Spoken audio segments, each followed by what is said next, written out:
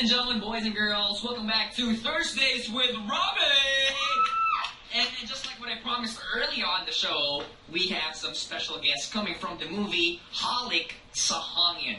No, I'm just kidding, Halik sa Hangin. So without further ado, please welcome on the show, Maris Racal and Migo Rabal! Welcome to the show, guys. Kamusta? Medyo na-insecure ako sa'yo ba? Kamusta kayong dalawa? Okay naman po, masaya. Masaya?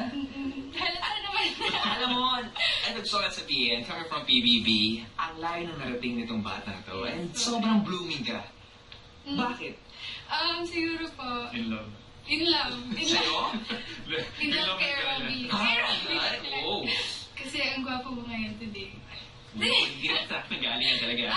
Si Nico, I met you, fetus pa lang tayo, di ba? Oo. And then ngayon, Nico, nakita okay ulit. ba? Yeah. How are you, bud? Okay lang, okay naman, good. So, huwag mo na yung flex yan. Nandiyan insecure talaga eh. Alright, let's talk about the movie Halik sa Hangin. But before we do that, yung trailer medyo kakaiba kasi. Hindi siya yung usual na love story na may holding hands, may yakapan, yung nasa beach set, tapos habulin mo ako, habulin mo. Hindi siya ganun, no? Let's talk about the movie.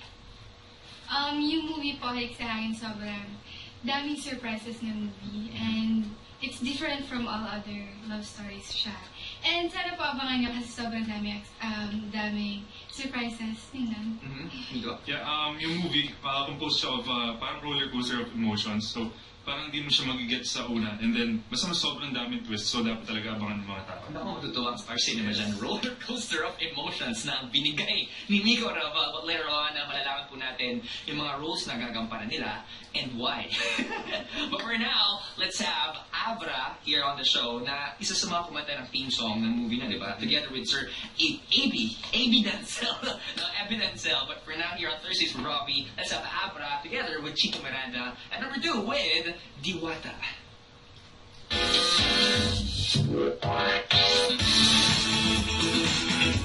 Together with Abra number 2 with Diwata. Okay, going back to the question, ano ba yung mga roles na gagampanan nyo para sa moving Halik sa Hangin? Hindi, no?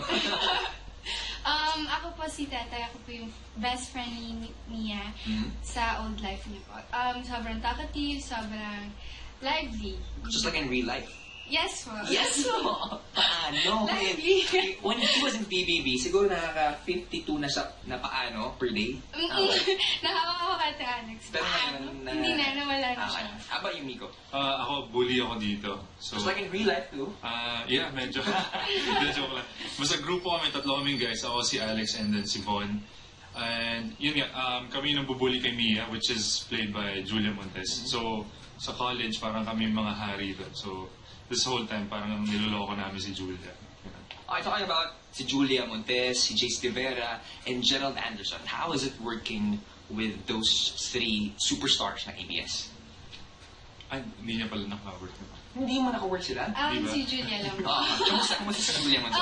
Mabait, sobrang bait niya. Yung kagandahan niya, bagay na bagay sa kalooban niya. Pero seryoso.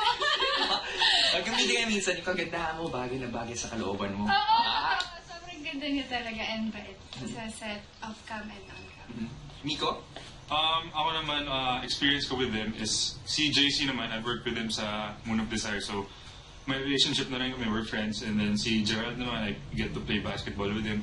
So, sa set naman, so very okay kami. Parang magkakaibigan lang doon. So, very light sa set. Hindi siya parang work-work talaga eh. Hindi talaga. At least may same footing na kayo, hindi na awkward. Yeah. This time around, I'm sure yung mga pamilya natin is just craving for more details about the whole movie, but I'm giving you this floor para imbitin lahat ng mga mixed viewers natin na manood ng movie na Halik sa Hangin. Maris? Hello guys! Sana po manood kayo ng Halik sa Hangin. And sure na sure po ako na sobrang ma-surprise kayo dahil sobrang daming pasabog na movie. And sana po sabay tayong mamangha sa lahat. Medyo kinakabahan si Maris Raquel. Mamangha! Mamangha. Oo, mamangha sa lahat. Miko? So, we're inviting everyone to watch Halik sa Hangin, showing na po on January 28. So, abangan niyo po siya. Marami po siyang twist. It's something fresh, something new for everyone to enjoy. And first movie po ng Star Cinema. So, for the year.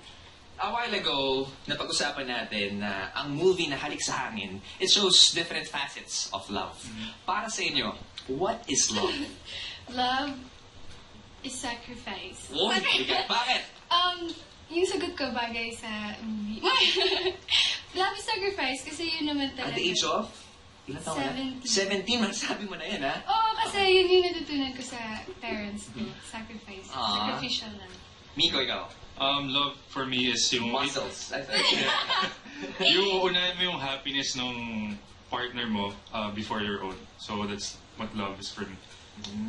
Bigat ng mga kasagutan nila kayo. Mga mixed viewers, what is love for you? Tweet us or Instagram your answers para malaman ko yung mga kasagutan nyo. But just like what they said, pakabangat mo natin ang movie na Halik sa Hangin showing all theaters nationwide on January 28. I'm sure yung mga pamilya natin would love and like that movie. Just like this music video right here, 5 Sauce #1 with What I Like About You. Sacrifice.